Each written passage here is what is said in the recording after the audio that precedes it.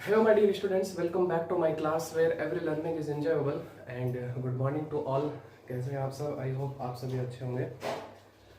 So आज की class में हम जो है जैसे कि हमने कल पढ़ा था कि electric potential due to a point charge है ना, किसी पॉइंट चार्ज की वजह से क्या इलेक्ट्रिक पोटेंशियल होता है, वो हमने जो है वो उसका फॉर्मूला कैलकुलेट किया था और वो आया था हमारे पास में V इज इक्वल टू के क्यू बाई आर. जब मैंने लास्ट में जब क्लास खत्म की थी तो मैंने जो है वो यही डिराइव किया था, V इज इक्वल टू के क्यू बाई आर.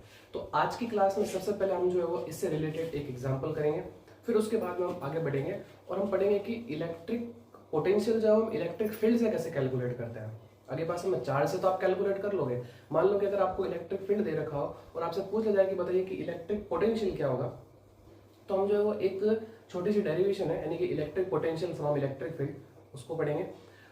फिर उसके बाद हम जो है वो कुछ एग्जाम्पल लेंगे और एक टॉपिक और पढ़ेंगे जो है हमारे पास में कि अगर किसी पॉइंट पे आपको इलेक्ट्रिक पोटेंशियल कैलकुलेट करना है और उसके पास में बहुत सारे ग्रुप ऑफ चार्जेस रखे हैं. अरे बात समझ में, जैसे कि हमने अभी तो जो फॉर्मूला पढ़ा है वो सिर्फ और सिर्फ एक चार्ज की वजह से पढ़ा है कि V इज इक्वल टू के क्यू बाई आर. मेरी बात समझ पा रहे हैं आप? और अब हम इसके बारे में पढ़ेंगे कि अगर मान लो किसी पॉइंट में आपको इलेक्ट्रिक पोटेंशियल निकालना और उसके आसपास में बहुत सारे चार्ज रखे हैं तो उसकी वजह से जो है वो क्या इलेक्ट्रिक पोटेंशियल होगा, तो उसके बारे में हम बात करेंगे. और वहाँ पे आपको पता है कि हम प्रिंसिपल ऑफ सुपरपोजिशन लगाएंगे और प्रिंसिपल ऑफ सुपरपोजिशन जो हम पहले जो पिछले वाले चैप्टर में हमने जो है वो कूलम्ब्स का जो लॉ था उसमें भी लगाया था, हमने इलेक्ट्रिक फील्ड वाले कॉन्सेप्ट में भी लगाया था. तो चीज़ें पढ़ेंगे तो वापस समझ में आ जाएगी आपको. ठीक है, फिर उसके बाद हम जो है वो उससे रिलेटेड 2-3 एग्जाम्पल और करेंगे और फिर आज की क्लास खत्म करेंगे. ठीक है, तो आज की क्लास का हमारा जो है वो यही पूरा जो वो प्लानिंग रहेगी. ठीक है, तो फटाफट आप अपने कॉपी पेन निकाल लीजिए और शुरू करते हैं अपनी आज की क्लास. तो सबसे पहले मैंने एक एग्जांपल लिया है. आपको पता होगा कि अगर आपके पास में कोई एक पॉइंट चार्ज है, ये आपके पास में ये क्यू पॉइंट चार्ज है और इससे आपको जो है वो या इस पी पॉइंट पे आपको अगर इलेक्ट्रिक पोटेंशियल कैलकुलेट करना है और वो आर डिस्टेंस पे है, आपको पता होगा कि यहाँ जो पोटेंशियल निकल के आता है वो V इज इक्वल टू वो आता है आपके पास में V इज इक्वल टू के क्यू बाई आर. ये निकल के आता है.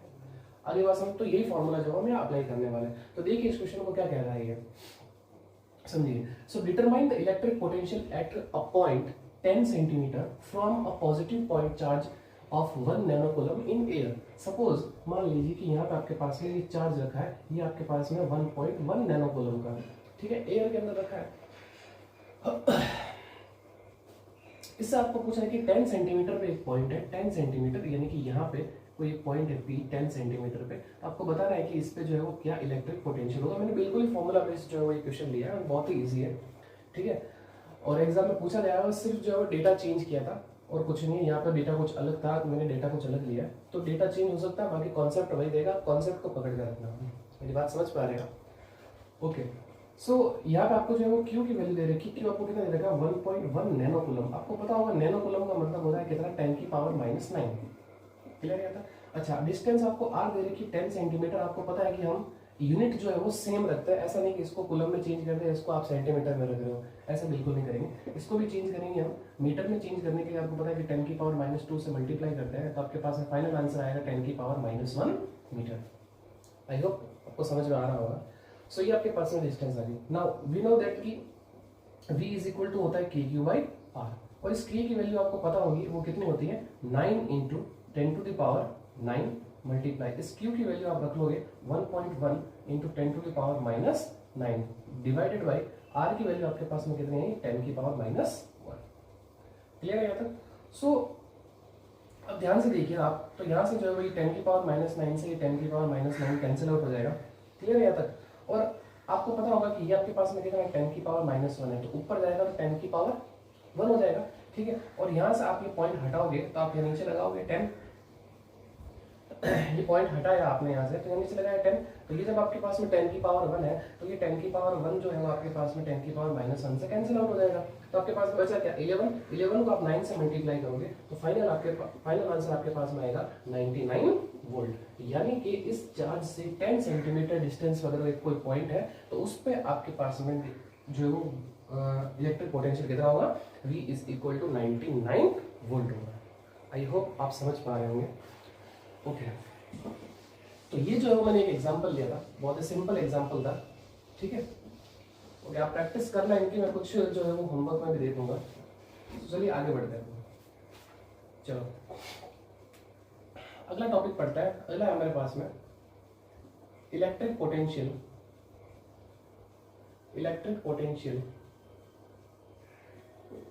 From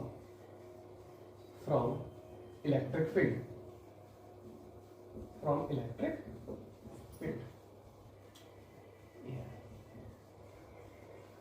electric field.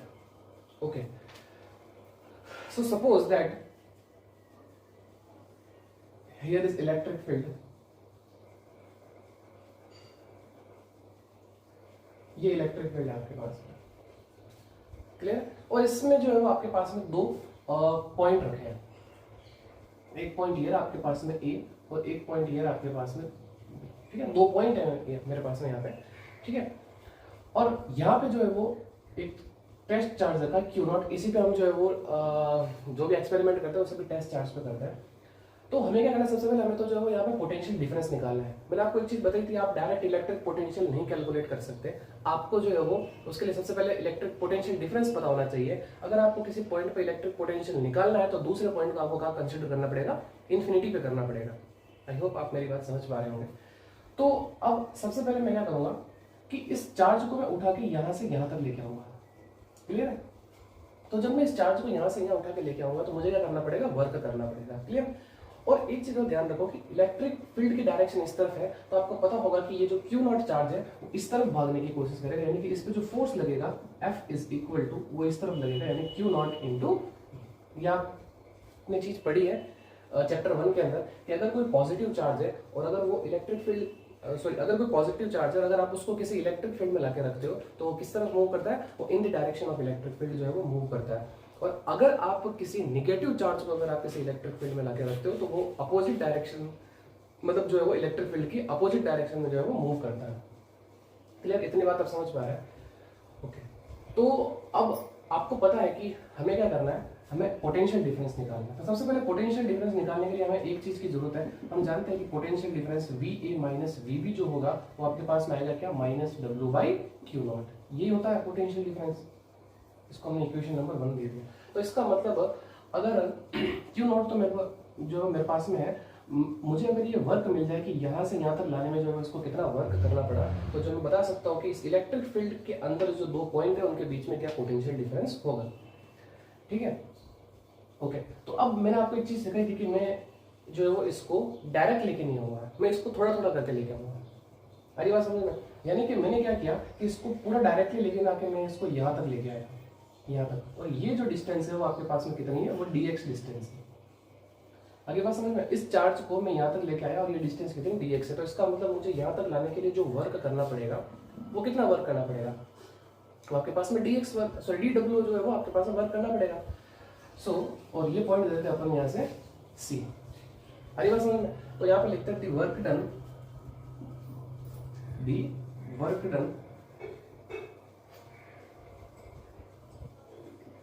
in bringing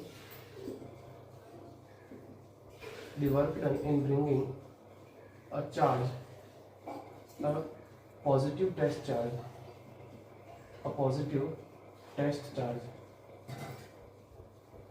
the work done in bringing a positive test charge from point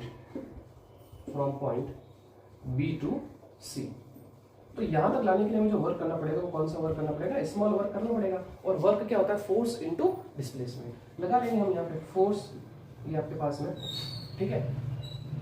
और इसको मैं dx छोड़ो, इसको मैं जो है dr ले लेता हूँ, चलो dr, क्लियर, dr ले लेते हैं, ओके। तो जो जाएगा आपके पास में क्या, फोर्स इनटू डिस्प्लेसमेंट, यही होता है, फोर्स इनटू डिस्प्लेसमेंट, ओके। अब फोर्स की बात करेंगे तो फोर्स हमारे पास में क्या है, Q0E है ना। सो dw इज इक्वल टू, ये आपके पास में है क्या, Q0E इंटू dr। तो ये तो आ गया हमारे पास में क्या, वर्क डन, क्लियर है यहाँ तक।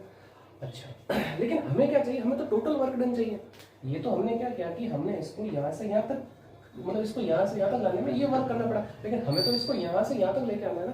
तो मैं क्या कर रहा हूँ, इसको dr डिस्टेंस तक लेके आए, फिर dr डिस्टेंस और लेके आऊंगा, फिर dr डिस्टेंस और लेके आऊंगा, फिर dr डिस्टेंस और लेके आऊंगा। तो इसका मतलब इतना वर्क मुझे करके सबको क्या करना पड़ेगा, ऐड करना पड़ेगा। लेकिन यहाँ पे हमारे पास में ऐड करने के लिए सबसे बड़ा हमारे पास में जो हथियार है वो कौन सा है, इंटीग्रेशन का है। तो हम यहाँ पे टोटल वर्क डन निकालेंगे। सो टोटल वर्क डन अब यहाँ पे हम कैलकुलेट करते हैं। So total work done in bringing a positive test charge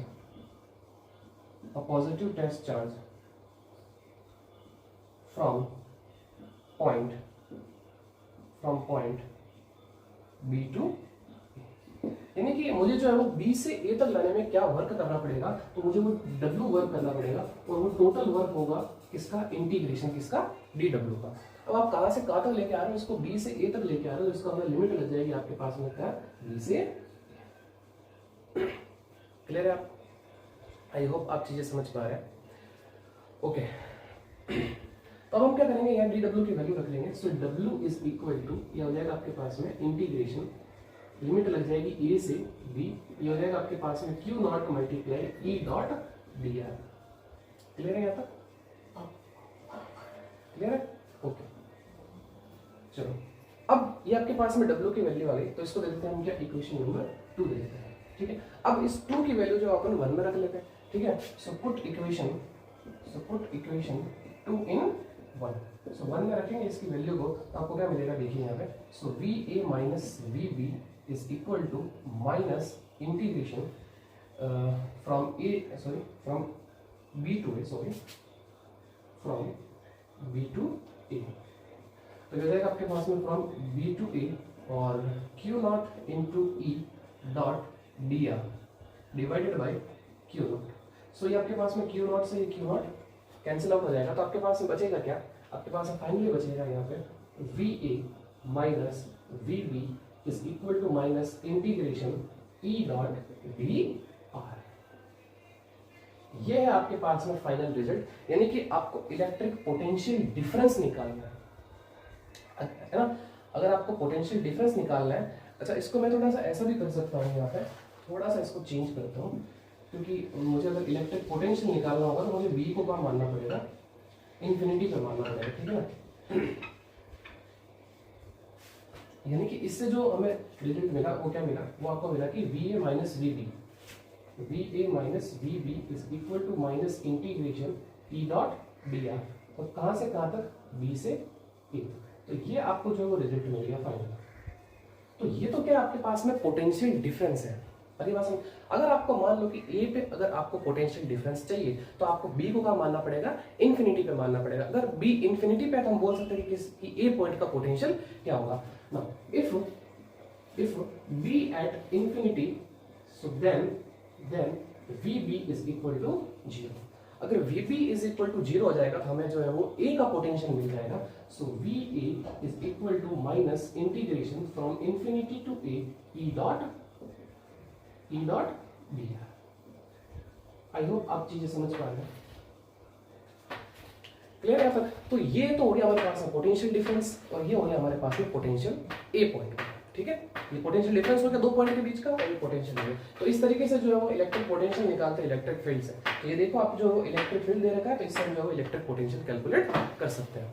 I hope आपको सारी चीजें समझ में आई होगी। अगर फिर भी समझ में नहीं आया तो एक बार वीडियो को वापस रिवाइंड पीछे करिए, आपको सब कुछ समझ में आ जाएगा। क्लियर? सो फटाफट इसको नोट करिए, फिर हम जो है वो आगे बढ़ते हैं। So pause the video and note down. Okay my dear student, अब हम जो है वो अपने अगले टॉपिक पे बढ़ते हैं। जैसे कि हमने जो electric potential from electric field पढ़ लिया है, अब उसके बाद हम एक और टॉपिक पढ़ते हैं, फिर हम जो है वो आज के न्यूमेरिकल पे आएंगे। सो अगला टॉपिक हमारे पास में electric potential due to a group of charges, यानी कि हमारे पास में इलेक्ट्रिक पोटेंशियल हमें जो किसी पॉइंट पे हमें कैलकुलेट करना है और उसके पास में बहुत सारे चार्ज है। तो यहाँ पे लगती है आपके पास में क्या, प्रिंसिपल ऑफ सुपरपोजिशन, आपको पता ही है ना। प्रिंसिपल ऑफ, जब भी ग्रुप ऑफ चार्जेस की बात आती है वहां पे प्रिंसिपल ऑफ सुपरपोजिशन हमेशा लगती है, प्रिंसिपल ऑफ सुपरपोजिशन। तो देखो सबसे पहले इस कॉन्सेप्ट को समझते हैं। ठीक है ना, क्या है ये प्रिंसिपल ऑफ सुपरपोजिशन।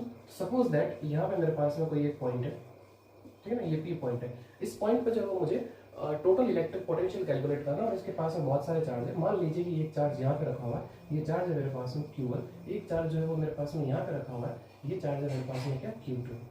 ठीक है, ओके। एक चार्ज मेरे पास में यहाँ पे रखा हुआ है, ये चार्ज है मेरे पास में Q3 और एक बहुत सारे चार्ज रखे हैं इस तरीके से मेरे पास में N चार्ज रखे हैं, तो ये मेरे पास में Qn चार्ज है।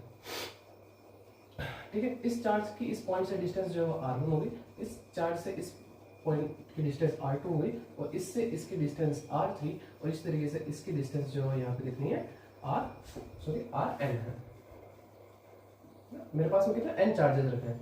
ठीक है, ओके। अब मुझे जो इस पॉइंट पे जो है नेट इलेक्ट्रिक पोटेंशियल कैलकुलेट करना है, तो नेट इलेक्ट्रिक पोटेंशियल के लिए मैं आपको बताऊं तो प्रिंसिपल ऑफ सुपरपोजिशन क्या कहता है। अगर आपको किसी पॉइंट पे नेट इलेक्ट्रिक पोटेंशियल कैलकुलेट करना है तो उसके आसपास जितने भी चार्ज रखे हैं उन सभी की वजह से जो इलेक्ट्रिक पोटेंशियल होता है ना, इंडिविजुअल चार्ज की वजह से जो इलेक्ट्रिक पोटेंशियल होगा उन सबका अलजेब्रिक सम होता है। क्लियर? सो देखो क्या होता है, लिख लेता हूं तो आपको अब जो समझ जाओगे। The net electric potential, the net electric potential, the net electric potential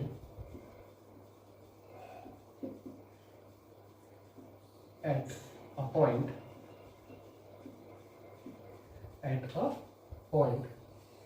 the net electric potential at a point due to different charges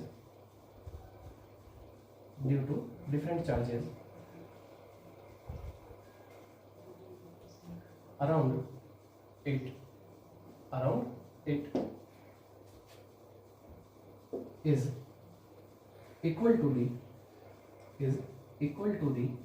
the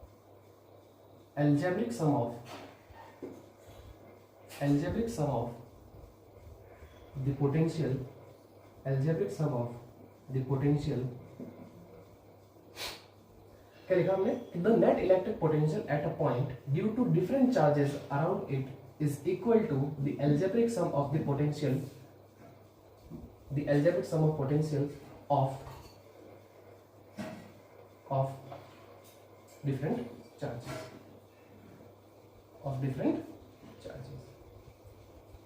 तो ये ध्यान रखना, ठीक है ना, थोड़ी सी लैंग्वेज पे मत जाना, ठीक है ना। हाँ, लिखा फिर भी सही है तो आप समझ लेना, ठीक है ना। क्या लिखा? The net electric potential at a point due to different charges around it is equal to the algebraic sum of potential of different charges. यानी कि अगर आपको इस पी पॉइंट पे नेट इलेक्ट्रिक पोटेंशियल कैलकुलेट करना है तो वो सभी चार्जेस का अलजेब्रिक सम होगा, यानी कि V1 plus V2 plus V3 and so on आपके पास में कहाँ तक Vn तक। क्लियर है बात है? ओके। अच्छा, अगर मैं आपसे पूछूं कि सिर्फ इस चार्ज की वजह से इस पॉइंट पे क्या इलेक्ट्रिक पोटेंशियल होगा, तो आप याद करो कल का लेक्चर जब मैंने सबसे लास्ट में लिखवाया, इन सभी को भूल जाओ, सिर्फ इसको देखो। तो किसी चार्ज की वजह से किसी पॉइंट पे इलेक्ट्रिक पोटेंशियल का फॉर्मूला क्या होता है? KQ/R। तो इसका मतलब ये हो जाएगा आपके पास में KQ1/R1 प्लस ये हो जाएगा आपके पास में KQ2/R2 प्लस ये हो जाएगा आपके पास में KQ3/R3 एंड सो ऑन, ये हो जाएगा आपके पास में KQn/R। आई होप आप मेरी बात समझ पा रहे हैं। अब यहाँ से अगर जो वो मैं K कॉमन ले लूँ तो बचेगा क्या आपके पास में? सो Vp इज इक्वल टू, यहाँ से मैंने जो K को कॉमन ले लिया तो आपके पास में अंदर क्या बचा? Q1/R1 plus Q2/R2 plus Q3/R3 and so on Qn/Rn। I hope आप मेरी बात समझ पा रहे हैं। अच्छा, K को हम क्या लिखते हैं? 1/4πε0, यही तो लिखते हैं। सो K इज इक्वल टू आपके पास में हो जाएगा, एक मिनट, सो ये हमारे पास में Vp इज इक्वल टू 1/4πε0। अब देखो ये आपके पास में क्या है? अलजेब्रिक सम है ना, कितना n चार्जेस का है, तो इसको मैं ऐसे लिख सकता हूँ कि algebraic sum from I is equal to 1 से n, ये आपके पास में Qi/Ri। अब ये समझा तो कैसे, थोड़ा सा मैथमेटिक्स है यहाँ पे, मैथ्स वाले तो समझ गए होंगे, ठीक है। देखो अगर ये मेरे पास में मान लो कि दो चार्जेस है तो हम क्या करेंगे? Q1 और Q2 रख लेंगे। I इक्वल टू 1 से लेके कहाँ तक? n तक। मान लो आपके पास में दो चार्ज होंगे तो इसका मतलब Q1/R1 प्लस Q2/R2। मान लो आपके पास में तीन चार्ज होंगे, इसका मतलब n की वैल्यू कितनी है? 3 है। तो एक बार 1 रखोगे, फिर एक बार 2 रखोगे, फिर प्लस करते रहोगे ना। 1 रखा फिर प्लस किया, फिर 2 रखा फिर प्लस किया, तो वो डिपेंड करता है चार्जेस पे। हालांकि ये चीज पूछी नहीं जाती लेकिन इस पे बेस्ट क्वेश्चन आते हैं एग्जाम के अंदर। अभी मैं जस्ट एक एग्जांपल देने वाला हूँ, क्लियर?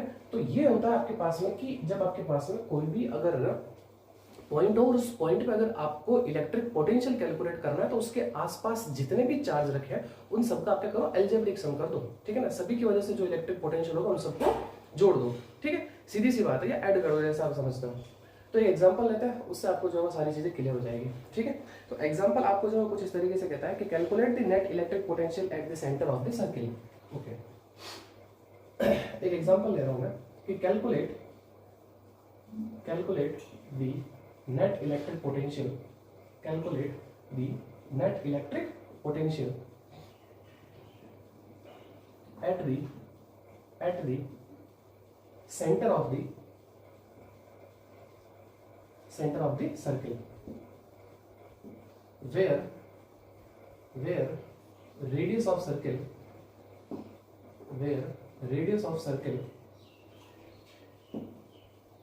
is r। जहाँ हम आपको पास में रेडियस ऑफ सर्किल दे रखी कितनी है, r है। तो देखो आपको कुछ इस तरीके से दे रखा है, ये आपके पास में सर्किल है, ये सर्किल दे रखा है, ठीक है, ये इसका सेंटर हो जाएगा। तो यहाँ कुछ चार्ज रहेगा, एक चार्ज यहाँ पे रखा है, एक चार्ज जो है वो यहाँ रखा है, और एक चार्ज जो है वो यहाँ रखा है। यानी कि ये चार्ज मान लो कि आपके पास में +3Q, ये आपके पास में चार्ज जो है वो +2Q, क्लियर, और ये आपके पास में कितना -5। ये चार्जेस जो है वो आपके यहाँ पे रखे हैं। तो आपको जो है ये बताना है कि इसके सेंटर पे जो है वो क्या इलेक्ट्रिक पोटेंशियल होगा इस सेंटर पे। तो इसका मतलब हमें क्या चाहिए कि इन सभी चार्जेस की जो है वो सेंटर से डिस्टेंस चाहिए। तो सिंपल सी बात है, सीधी सी बात है कि हम मान सकते हैं कि ये क्या होगी, रेडियस होगी इसकी। तो इसका मतलब ये पॉइंट जो है वो इस चार्ज से कितना डिस्टेंस दूर है, r डिस्टेंस दूर है। इस तरीके से इसकी भी बात करें तो ये भी कितना है, r डिस्टेंस ही तो होगा। अरे आप समझ पा रहे हैं मेरी बात, तो ये भी कितना होगा, r डिस्टेंस होगा। इसका मतलब सभी की डिस्टेंस कितनी होगी, r डिस्टेंस होगी। क्लियर, समझ पा रहे हैं आप? इसको थोड़ा मैं जो अलग पेन से ले लेता हूँ। यानी कि आपको क्या चाहिए कि अगर आपको जिस पॉइंट पे इलेक्ट्रिक पोटेंशियल आपको कैलकुलेट करना है, तो उस पॉइंट के आसपास कितने चार्ज रखे, उसके आसपास जो 3 चार्ज रखे। अब इन 3 चार्ज की वजह से इस पॉइंट पे क्या इलेक्ट्रिक पोटेंशियल होगा, तो हम क्या करेंगे, इन सभी चार्जेस की वजह से जो इलेक्ट्रिक पोटेंशियल होगा उन सबको हम क्या करेंगे, ऐड कर देंगे, ठीक है। तो आपको पता होगा कि ये डिस्टेंस कितनी होगी, ये r होगी, क्योंकि ये रेडियस है इस सर्किल की, और ये भी क्या है, ये रेडियस है इस सर्किल की, और ये भी क्या है, इस रेडियस है सर्किल की। इसका मतलब तीनों चार्ज की इस पॉइंट से डिस्टेंस कितनी है, r है। तो इसका मतलब इसको मैं जो इसकी वजह से जो पोटेंशियल होगा वो मैंने मान लिया V1 होगा, इसकी वजह से जो पोटेंशियल होगा वो मान लिया V2 होगा, और इसकी वजह से जो पोटेंशियल होगा वो मैंने मान लिया कितना, V3 होगा। आगे बात समझ में, इसको जो मैंने Q1 के बराबर मान लिया, ये आपके पास में Q1, ये आपके पास में Q2, और ये आपके पास में Q3। क्लियर है? ओके, सो मैं बात करता हूँ कि ये सेंटर हो गया इसका O। सो इसका मतलब सेंटर पे पोटेंशियल क्या हो जाएगा आपके पास में, V1 plus V2 plus V3, ठीक होगा। तो इसका मतलब VO is equal to, formula क्या हो जाएगा आपके पास में, K Q1 upon R1 plus क्या होता है K Q2 upon R2 plus K Q3 upon R3। अब देखो R1 R2 R3 सभी की वैल्यू क्या है, R ही तो है। यहाँ पे आप देख लो ना, R1 equal to R2 is equal to R3 is equal to capital R, radius के बराबर है, तो इसका मतलब यहाँ वैल्यू रख लेंगे। सो VO इज इक्वल टू, अच्छा देखो K तो बाहर आ जाएगा, K बाहर आ जाएगा, और यहाँ से पहले चलो वैल्यू रख लो Q K। तो Q1 की वैल्यू आपके पास में कितने दे रखी है, 2Q दे रखा है, फिर डिवाइडेड बाई ये आपको R दे रखा है, फिर प्लस ये K, ये आपको सॉरी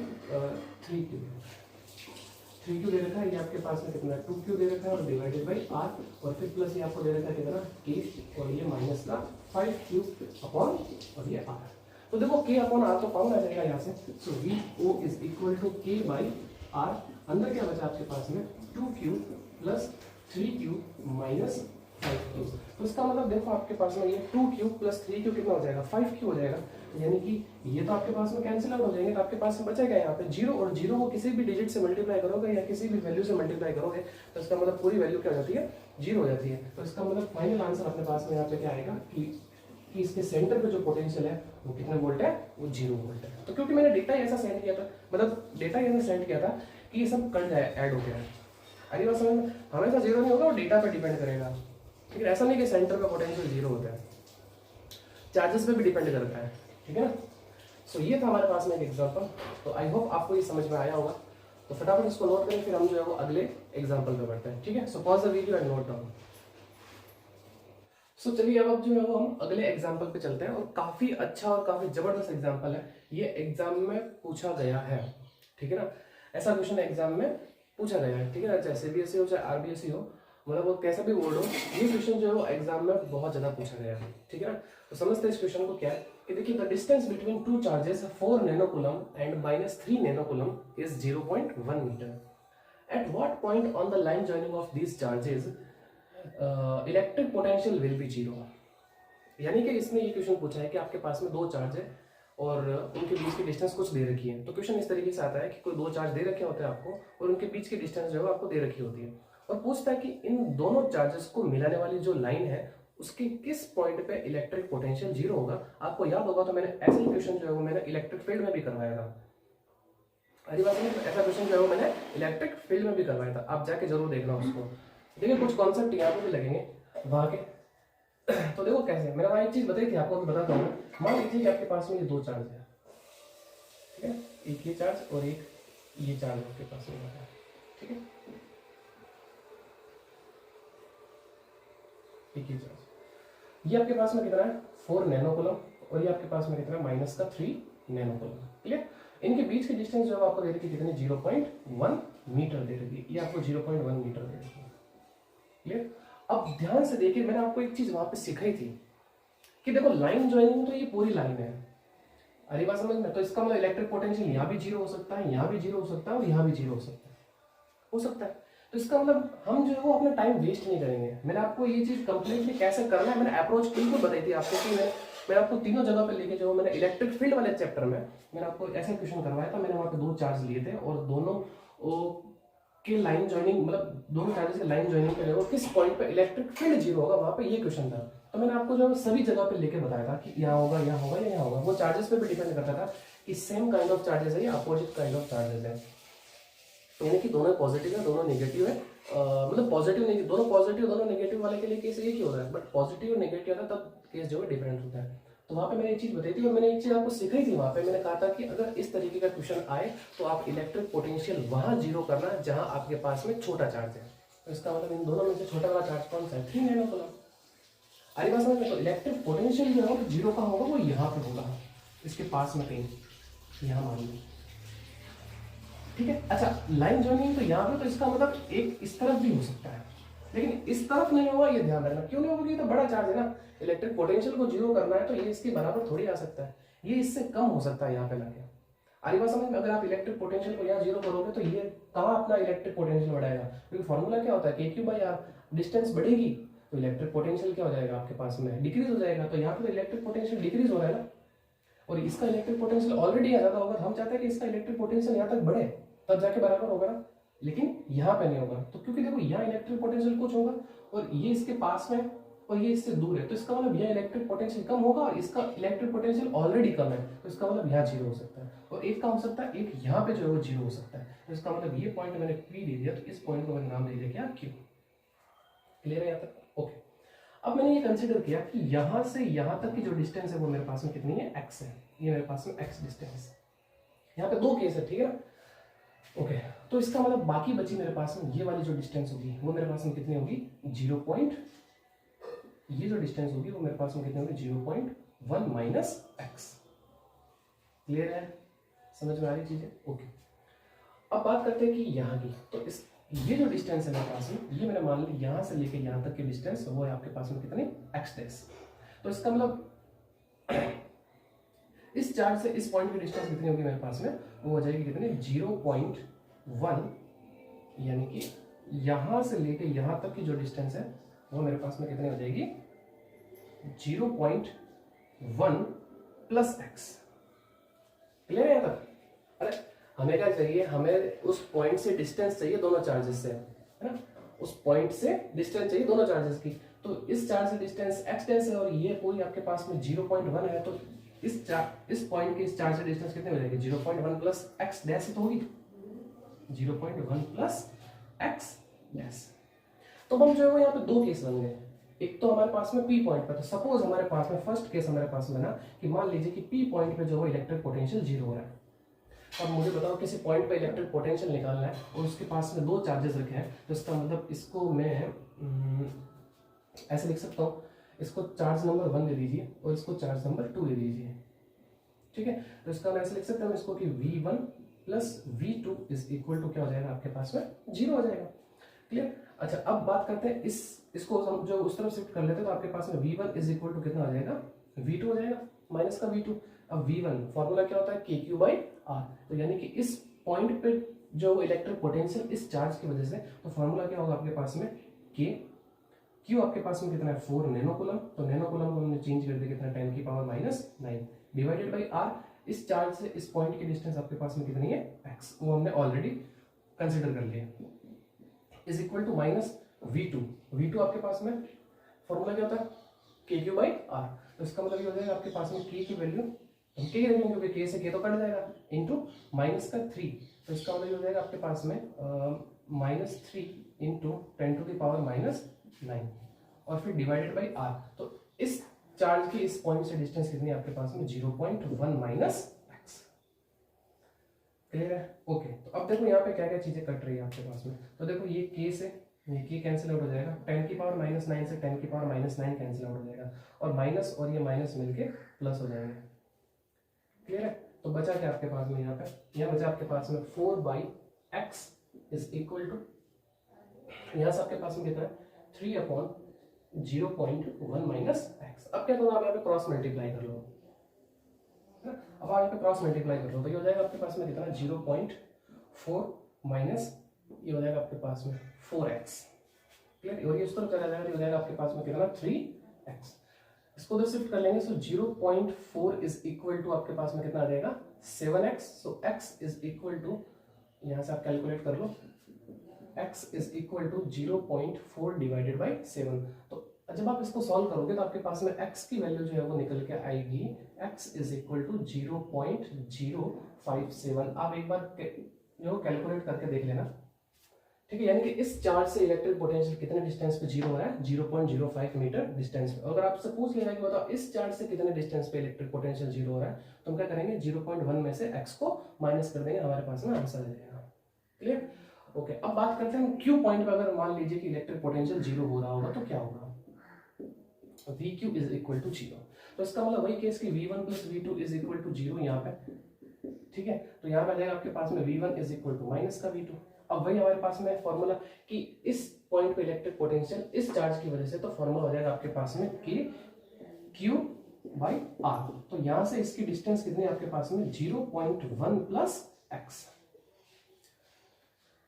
क्लियर है यहाँ तक? यानी कि KQ/R यानी इस पॉइंट से इस चार्ज की डिस्टेंस कितनी होगी 0.1 plus x dash is equal to फिर माइनस, फिर आपके पास में फॉर्मूला क्या होता है KQ/R। सो KQ आपके पास में कितना है यहाँ पे माइनस का 3 इंटू 10⁻⁹ और फिर डिवाइडेड बाई R, यानी कि इस पॉइंट पे इस चार्ज की वजह से डिस्टेंस कितनी है x डैश। क्लियर?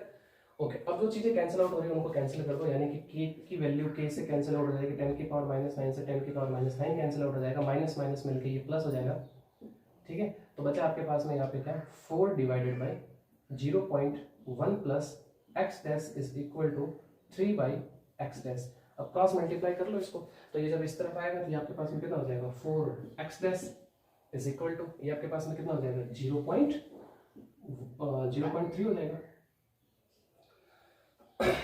क्लियर? अरे कितना हो जाएगा आपके पास में 0.1 को इससे मल्टीप्लाई करें 0.3 और फिर प्लस ये आपके पास में हो जाएगा 3x डैश हो जाएगा। तो जब ये इस तरफ आएगा तो आपके पास में x dash is equal to कितना निकल रहा है 0.3 मीटर। यानी कि अगर मैं बात करूं कि अगर मान लो यहाँ इलेक्ट्रिक पोटेंशियल जीरो हो रहा होगा तो इसका मतलब इस चार्ज से उसकी डिस्टेंस कितनी है 0.3 मीटर, और अगर आपसे पूछ लिया बताओ इस चार्ज से कितनी होगी तो 0.1 प्लस 0.3 यानी कितना 0.4 मीटर। तो ये डिपेंड करता है कि आपको अगर क्वेश्चन में पूछ जाए कि बताइए इस चार्ज से कितने डिस्टेंस पे इलेक्ट्रिक फील्ड जीरो हो रहा है, तो वो ध्यान रखना है कहाँ से आप कैलकुलेट कर रहे हैं। एक बार उससे वापस देख लीजिए इस एग्जाम्पल को, काफी अच्छा एग्जाम्पल है ये। आपको बोला था कि दो चार्ज है रखे हैं, है ना, उनके बीच की डिस्टेंस कुछ दे रखी है, आपको बोला जाए कि उनकी लाइन ज्वाइनिंग पे किस पॉइंट पे इलेक्ट्रिक पोटेंशियल जीरो होगा। तो एक बात दिमाग में रखना, एक तो वहां पे कर दो जहां पे आपके पास में छोटा वाला चार्ज है, और एक छोटे वाले चार्ज के पास में कर दो, है ना, मतलब उसके आगे। तो एक तो यहाँ पे हो जाएगा और एक इसके पीछे, यहाँ नहीं हो सकता।